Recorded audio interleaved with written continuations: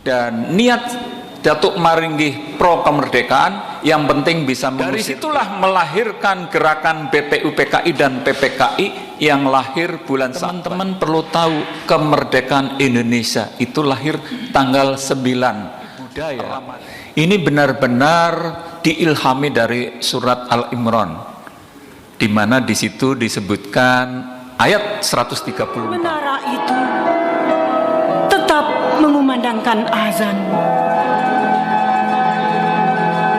Hayya 'alal falah. Menarik pertanyaan Bung Yudi tadi ya.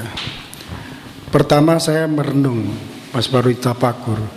Dulu itu yang namanya alumni SMA, alumni SMP, alumni mahasiswa itu kalau ingin ketemu namanya halal bihalal, kemudian temu akbar, temu alumni.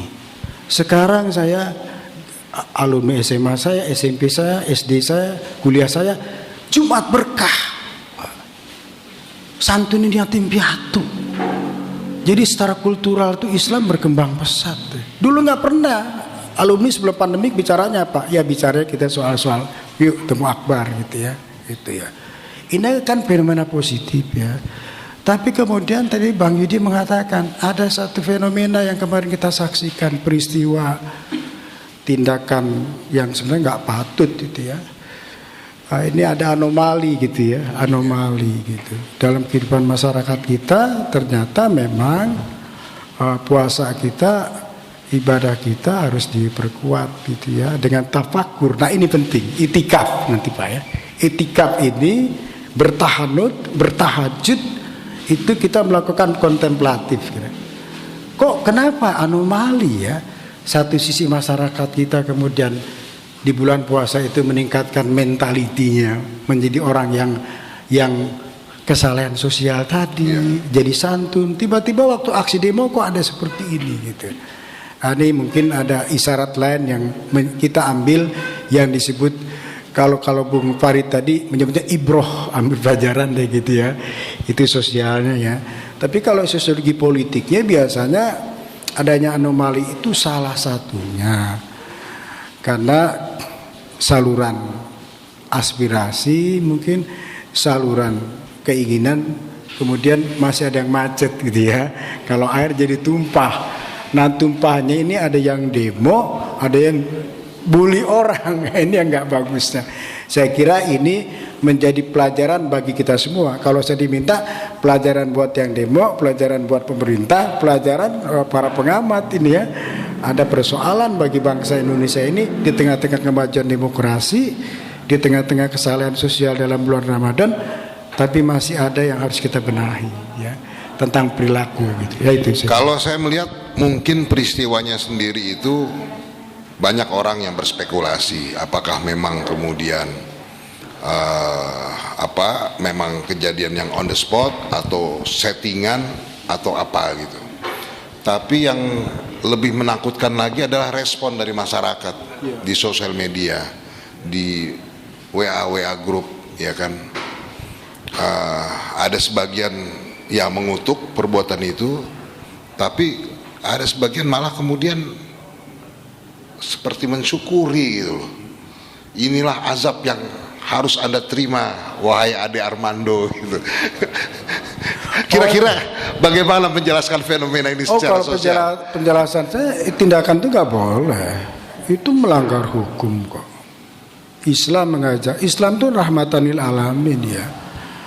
Nabi Muhammad mengajarkan kepada kita itu harus betul asyiddau ala kufar aja, tapi cara Nabi Muhammad itu dengan cara yang lembut, tidak boleh emosional. Wal kazimina goizo, tahanlah amarahmu. Amarah aja disuruh ditahan, Bu Yudi. Ya.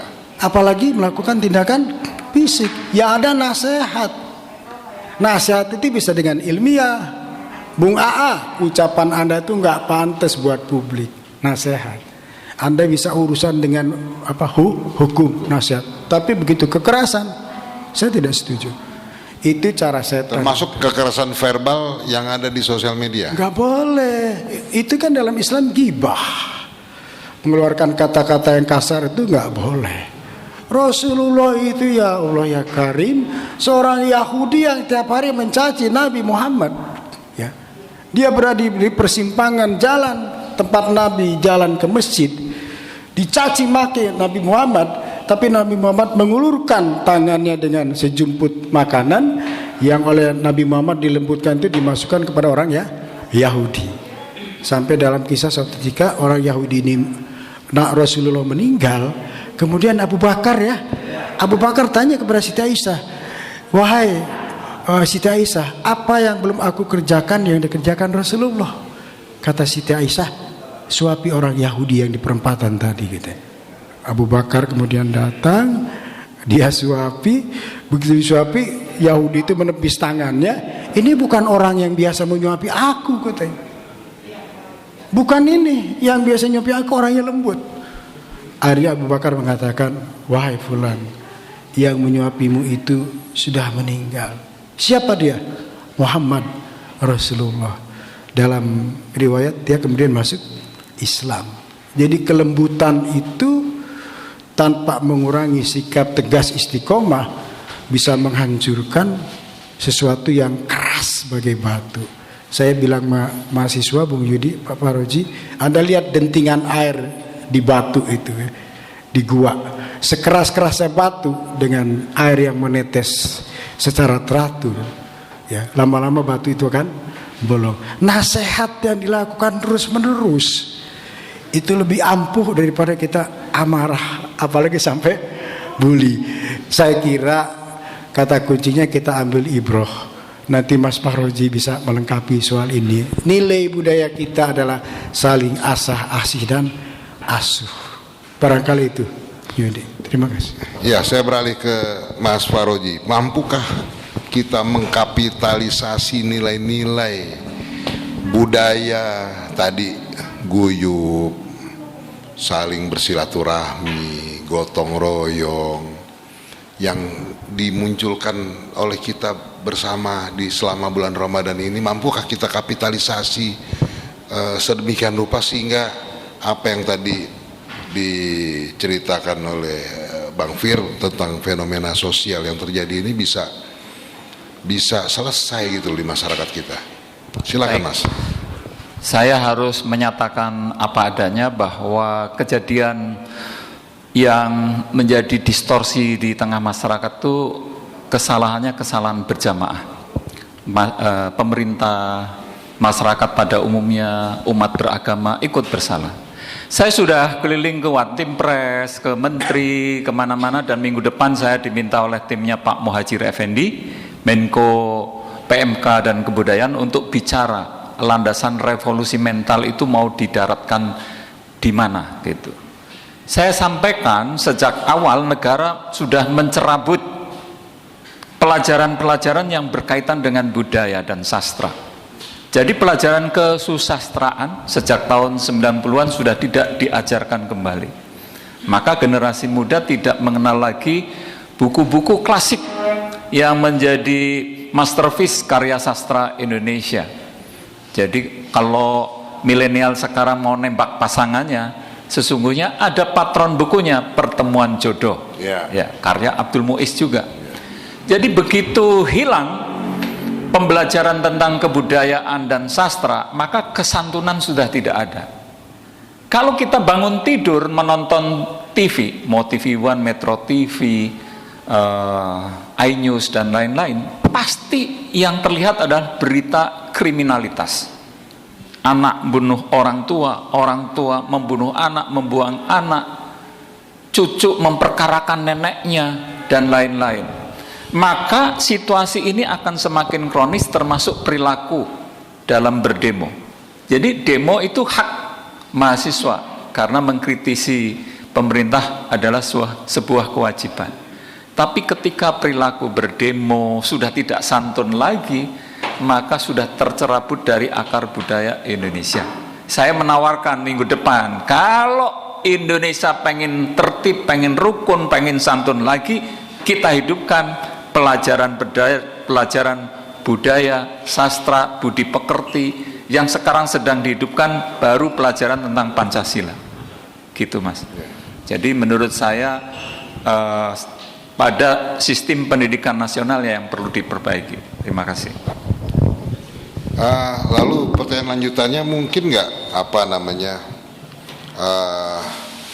kemudian budaya yang terbangun selama Ramadan ini juga sedikit banyak serta halal bihalal pasca Lebaran, pasca puasa, menambah kesalehan sosial di tengah-tengah masyarakat. Iya, kesalehan sosial sekaligus budaya ya. Jadi sudah otomatis kita mengenal budaya kalau berlebaran belum makan opor sama ketupat, katanya belum lengkap. Ada yang kurang. Ada yang kurang. Budaya lepat. Kalau di Jawa kata lepat itu berarti salah. Menghapus kesalahan melalui budaya makan lepat. Ketupat itu juga ada lepat sama ketupat, menghilangkan kesalahan, saling maaf memaafkan. Itu budaya yang sangat khas di Indonesia dan ditiru di Malaysia.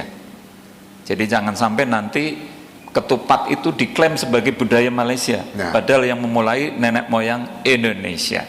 Nah, pertanyaan besar, akankah kita terlahir kembali? Minal faizin wal faizin itu adalah kembali kepada kesucian. Kita sering menerjemahnya mohon maaf lahir dan batin. Akankah kita kembali kepada kesucian? Bergantung kita memaknai Ramadan tahun ini. Kita bayangkan Ramadan ini adalah Ramadan terakhir bagi kita, maka benar-benar nuansa kebatinan kita akan terlahir kembali sebagai orang yang soleh, yang belum tentu ketemu Ramadan yang akan datang. Insya Allah, apalagi ICB ini memiliki patron untuk kesalehan umat, mudah-mudahan menjadikan Ramadan ini menjadi hari Ramadan yang terbaik untuk kita semua. Terima kasih. Amin. Amin. Barangkali ada audiens yang hadir di sini yang ingin bertanya, atau mungkin produser ada yang bertanya di YouTube dan Instagram. Saya persilakan. Tadi kita bicara soal fenomena sosial, Bang Firdaus. Kira-kira apalagi yang kemudian bisa meningkatkan imunitas sosial kita selama Ramadan ini? Mas Paroji sama saya boleh dikatakan satu generasi ya, bahkan beliau lebih tua setahun dari saya. Pasti beliau mengiyakan ya. Dulu tahun 60 itu nggak ada takjil di masjid musola. Dulu tahun 70 nggak ada bagi-bagi santunan di jalan-jalan kepada kaum marginal. Dulu tahun 80, 90 nggak ada Jumat berkah. Itu artinya apa? Perkembangan Islam itu luar biasa di negeri ini secara kultural, ya.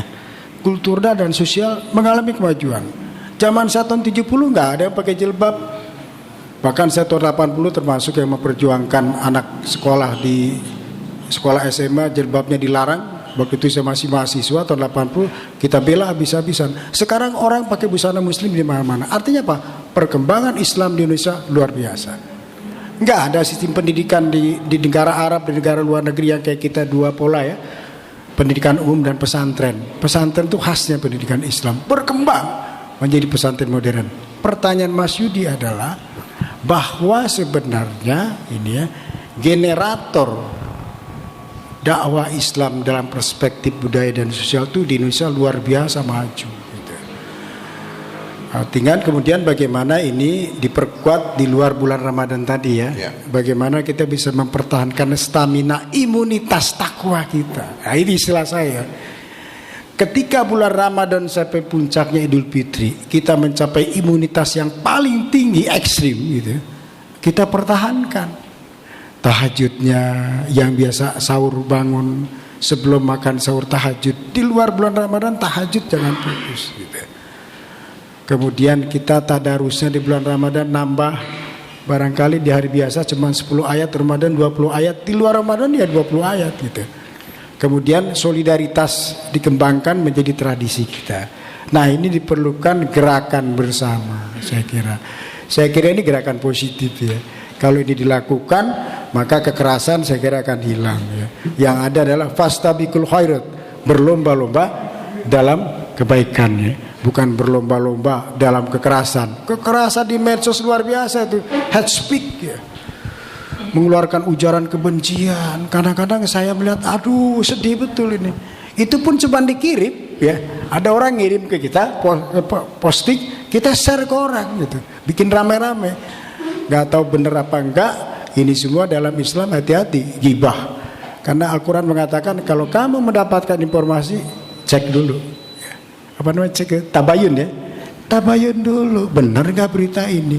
Nah, saya kira insya Allah karena puasa ini bukan semata-mata menahan lapar dan haus, kata Imam Ghazali ya, tapi hawasul hawas, menjaga mata, pendengaran, telinga dan hati kita. Dengan begitu kita akan lebih terkendali lah, lebih terkendali Pak Yudi, meningkat. Jadi intinya untuk tetap menjaga imunitas ketakwaan kita, betul, pasca Ramadan harus ada gerakan-gerakan, betul, yang memang disusun bersama, dilakukan bersama-sama. Karena hari Jumat kan bukan hanya di bulan Ramadan juga aja kan. Jumat berkah itu tetap dilakukan. Lalu mungkin tadarus online barangkali ya Bang ya. Betul, tadarus online. Sekarang ada wakaf apa? Wakaf tunai. Nah ini tadi Bung Yudi ngomong kata Bung Fahru Roji, ada teman kita dia pinjem buku, dia nyetak buku, ya misalkan ke Pak Roji saya cetak buku, pengalaman saya ada 23 buku saya nulis, ke depan nanti saya cetak buku, royalti saya nggak ambil gitu, royaltinya sumbangin ke yatim, jadi wakaf buku, ya ada wakaf uang, wakaf buku, jadi luar biasa Indonesia ini kreatif gitu.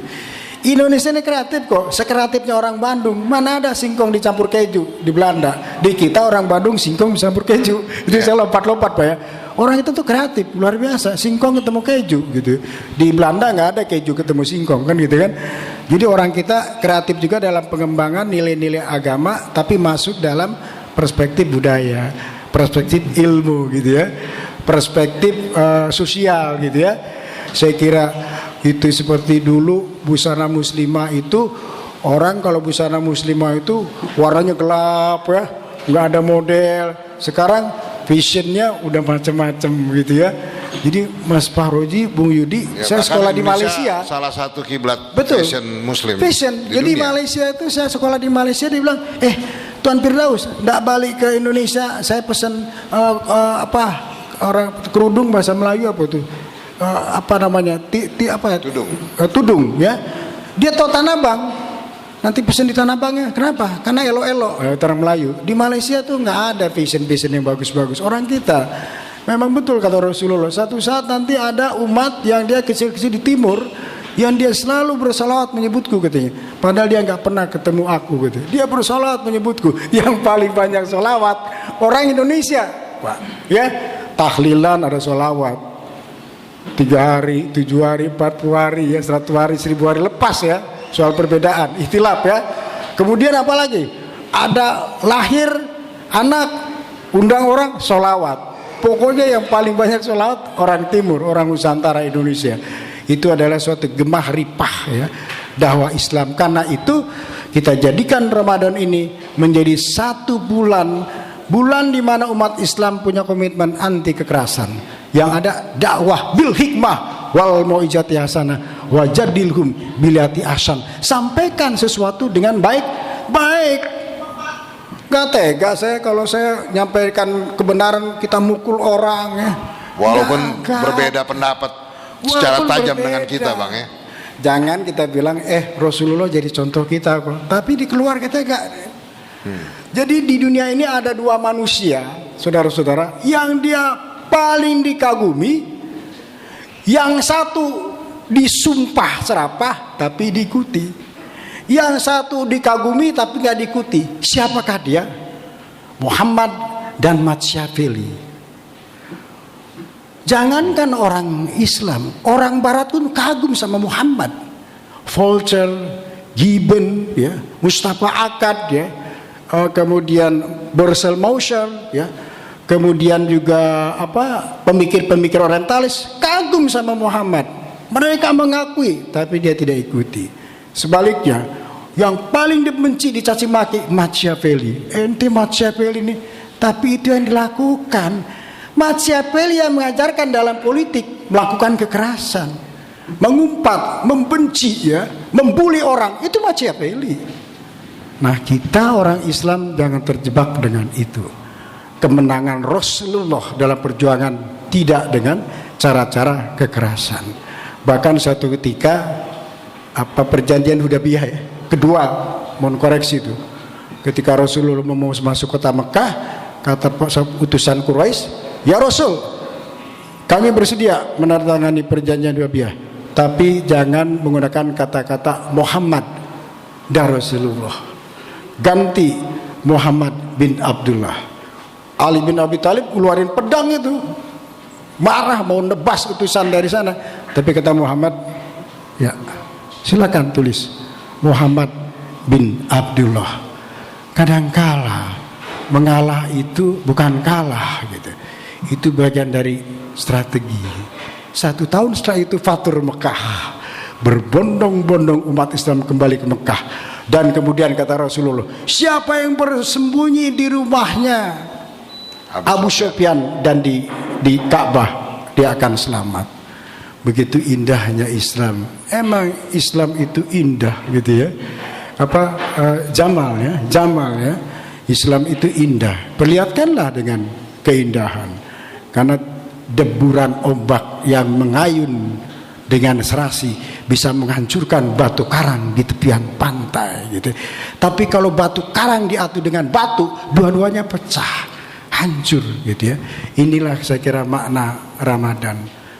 Tentu kita mesti istiqomah ya, teguh pendirian, itu saya kira itu. Lebihnya Mas Fahrur ini ya.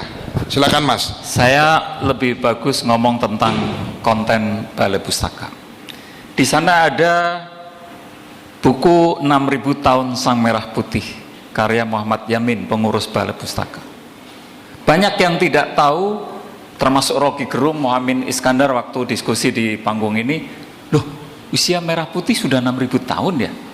Saya kasih tahu bahwa nenek moyang kita mengibarkan merah putih tahun 1625 melalui legenda cerita bawang merah bawang putih. Sebelumnya ada makan bubur merah bubur putih. Itu gambar di sampul penjor merah putih zaman Majapahit.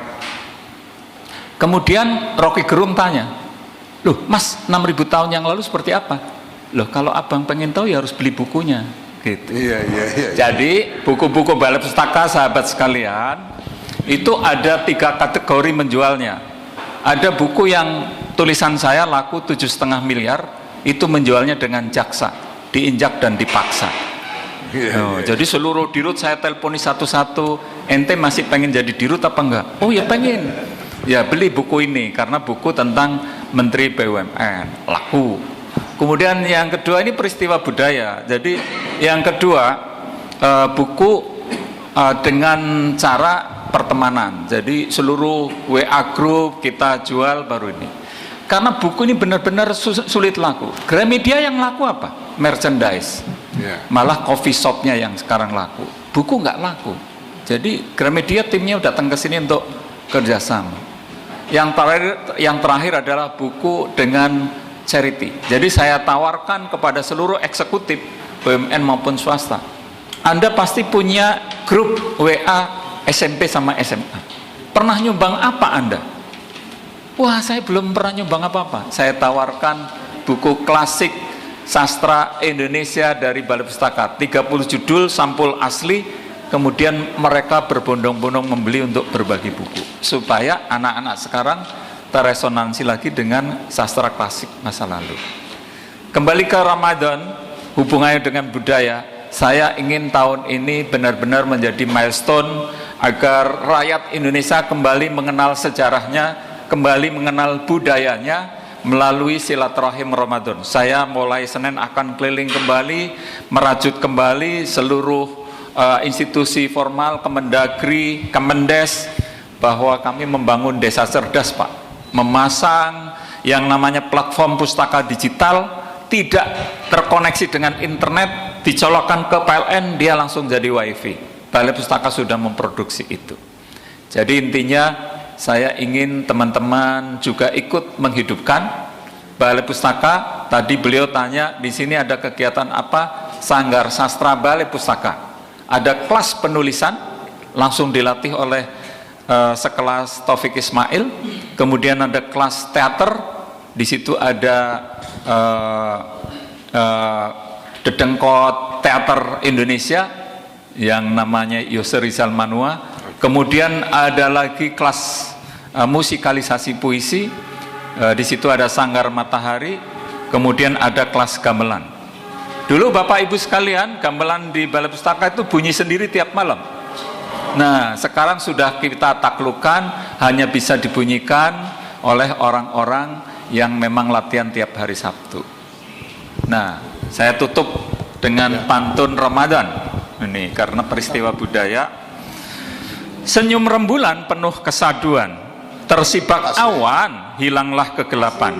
Asik. Bulan Ramadan dipenuhi keberkahan, mari kita hidupkan dengan kebaikan. Ini ada pantun lanjutan nih. Hamparan tanaman mewarnai taman. Tuh di sana ada Taman Siti Nurbaya yang membuat adalah para pemulung sama tukang gerobak di sini. Dulu nggak ada sama sekali. Jadi usia tanaman ini seusia saya di sini. Hamparan tanaman mewarnai taman, bunganan indah kelopaknya merkah. Bulan Ramadan, bulan pengampunan, tingkatkan ibadah, perbanyak sedekah. Terima kasih. Assalamualaikum warahmatullahi wabarakatuh. Baik, dengan ditutup pantun oleh Pak Dirut Balai Pustaka, memang pas betul ini, ya kan? Karena Balai Pustaka merupakan penerbit novel pertama kali di negeri ini, bahkan sejak Republik ini belum merdeka. Kita tutup dialog Ramadan hari ini, semoga memberikan inspirasi, menambah ilmu pengetahuan dan pemahaman serta wawasan bagi kita semua, dan kita berharap imunitas sosial kita, imunitas pribadi kita itu semakin kuat sehingga Ramadan ini kemudian membekas dan terrefleksi pada bulan-bulan setelahnya. Semoga kita menjadi manusia yang lebih baik, manusia yang lebih memiliki kesolehan sosial dan budaya.